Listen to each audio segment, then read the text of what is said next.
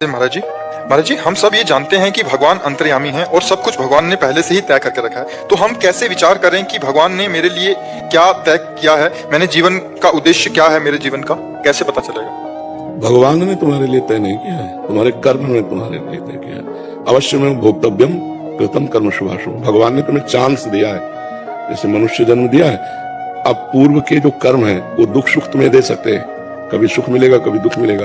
अब जो नया कर्म करना है वो तुम्हारे ऊपर छोड़ दिया गया है। खेती दे दी गई और जोतने के लिए व्यवस्था दे गई और बीज दे दिया गया कई प्रकार के। कौन सा बीज बोते हो तुम्हारे ऊपर, बबूल बोते हो कि गन्ना बोते हो, दाख छुआरा क्या बोते हो। ऐसे ये कर्म भूमि भारत भूमि है। तुम्हें बुद्धि दे दिया गया और इसके बाद छोड़ दिया गया। इसमें क्या कर्म करते हो, पाप कर्म करते हो या पुण्य कर्म करते हो, तपस्या भजन करके भगवान को प्राप्त करते हो या गंदे आचरण करके नरक जाते हो। इसमें भगवान ने निश्चय नहीं किया, ये तुम्हारे ऊपर निश्चय छोड़ा गया है। अब तुम जो कर्म करोगे उसी का परिणाम तुम्हें मिलेगा। अब यदि अपने आप को भगवान के चरणों में समर्पित करते हो तो वो बागडोर संभाल लेंगे। हमारी बात समझ पा रहे हो? क्या समझ में आया? भगवान किसी के साथ कुछ नहीं करते हैं। जीव जो कर्म करता है उसका परिणाम उसको